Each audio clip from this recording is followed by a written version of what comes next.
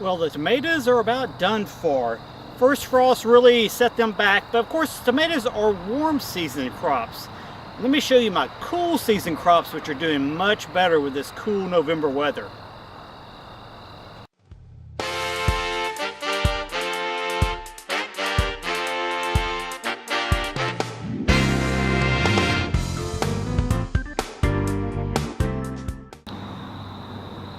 Here's a row of broccoli transplants.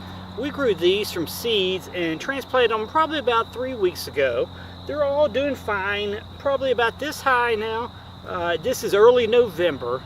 We've had one hard freeze, I'd say hard freeze, and several frosts. Hasn't bothered the broccoli at all. Broccoli's cool weather crop, so they can really take a frost and a freeze pretty well. When they get in the deepest of winter, even here in Georgia, then it'll be a little too cool for them. But a simple floating row cover or maybe one layer of protection and they'll make it all the way through the winter. Now this is my second row of broccoli. You can see it's a much older plant. In fact, we've already harvested 6 heads of broccoli off this. Very nice size heads too. This has been a great plant. I've still, like I say, I probably have probably 40 to 50 plants here. And so far I've only got 6 heads, so I've still got a lot more. Now even after I cut the main center heads off this broccoli, they will continue to put out side shoots, so there'll be little florets. They'll never have another big head like they had before, but they will have all these little side shoots which you can eat. Great eating.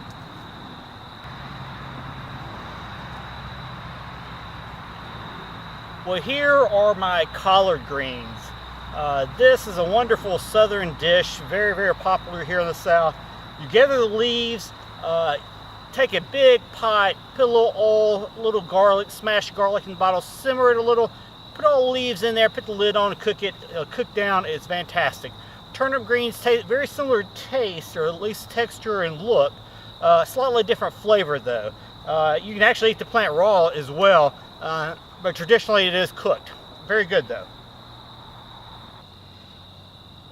Well, I have 2 rows of beets here. Again, doing very well, cold weather. All this has survived frost and freeze so far without any ill effect. I would show you what a mature beet looks like, but in fact I've eaten them. We've gathered 3 so far. I have some coming along. Probably another week or so I'll have some more. The beet greens are also edible. You'll see people cook these very much like they would collard greens, or eat them raw in a salad. They, I think, have a little more flavor as far as eating them raw versus the collards. Beet greens, just like collard greens, actually you can gather them and they'll continue to put out leaves. Beets you want to be a little more careful about, because if you put too much, because they are trying to form a bulb, unlike the collards, so you don't want to take a whole lot of them, but take you know, 3 or 4 per plant. That's probably fine.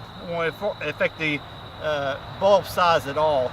Beets, of all my crops, beets are the most sensitive to the frost or freeze, yet they have withgone, like I say, a frost or freeze without any protection whatsoever and are still doing fine. This will be the first crop I protect though. Well, here I am in between 2 rows of something I've never grown before. These are rutabagas, a very hardy winter crop. They're actually in the turnip family. In fact, there is a recipe for them that I've been dying to try.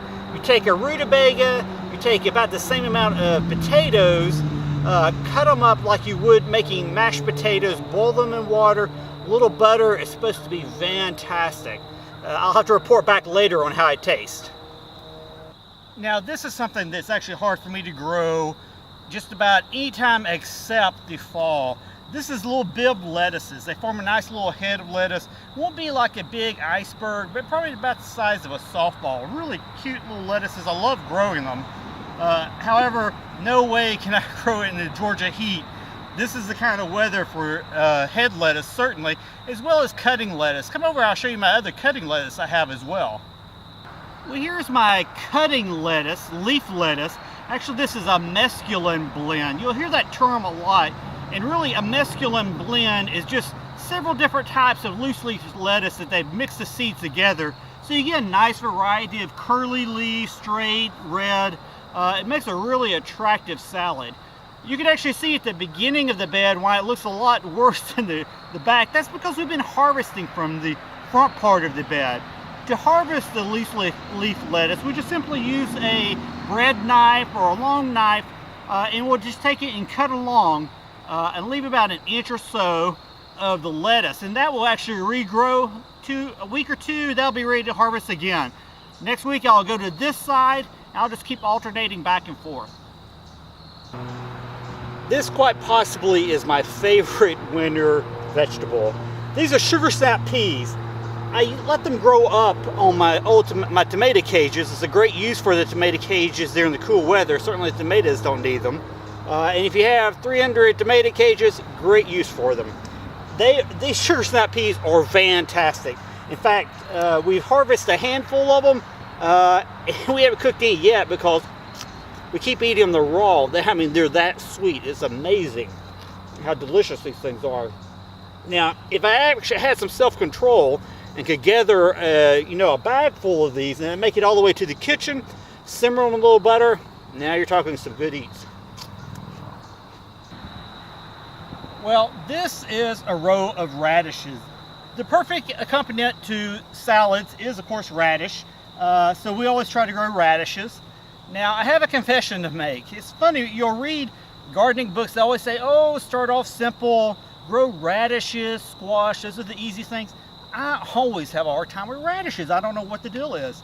They'll say 28 days to maturity. It'll take me 40 days. They get hard and woody on me before I can gather them. I mean, it's just a real challenge for me. Kind of embarrassing, actually. But we'll see how these do. These look more promising than the ones in the past. So I will keep at it until I can do the beginner crop of radishes like the rest of them. Well, I'm not even sure you can see this row, but this is Swiss chard. The variety is Bright Lights. It's called Bright Lights because the stems are various colors. They are orange, red, yellow. Makes a beautiful stir fry. Now, this chard should be about this high, but honestly, this is my second planting of the Swiss chard. The first planting, I think I did a little too early, and the soil, I think, was a little too warm for it. Again, a cool weather crop. It wants cool weather, and it's very peculiar. So I replanted it when it was much cooler. All of it has come up, it looks like, so it looks like we will have chard after all.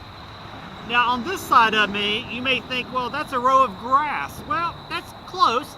It's a row of grain. Actually, this is wheat, a soft white variety, in fact. Typically, you would see wheat in large fields. I'm just growing one simple row just to see actually if I can grow it here in the south, if I can grow it over the winter, and to see how much productivity I get from just a short row. Now, the next question you probably have is, well, heck, what are you going to do when you have wheat, raw wheat grains, or actually fruits, what they're called, or berries, I apologize. Well, that I will have to show you at the kitchen. Now the question you may have is, once I have wheat, what am I going to do with it? Actually, I know exactly what to do with it. In fact, we order wheat in these 5-gallon buckets. It comes to us, and this is actually the same seed I planted at the farm. It comes to us, and we get grains of wheat. So, how do I turn these grains of wheat into flour? I'll show you. So we have our own little flour mill. Pretty simple contraption, and actually not that hard to find, actually.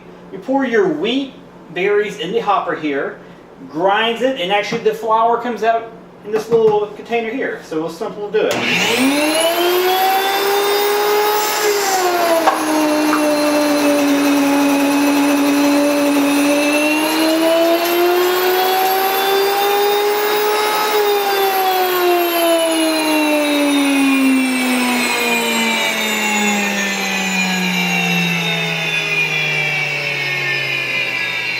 This particular flour mill is called a whisper mill. I think they're a little optimistic in the naming here.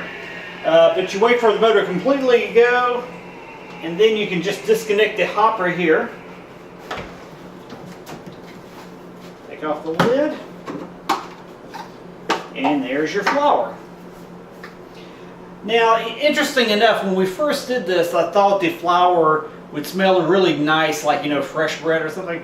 Actually, it doesn't smell that good, but it tastes delicious. And if you've never read up on eating white bread versus a whole wheat flour, and this is really whole wheat with all the germ and stuff like that, it is a million times better for you and more healthy for you.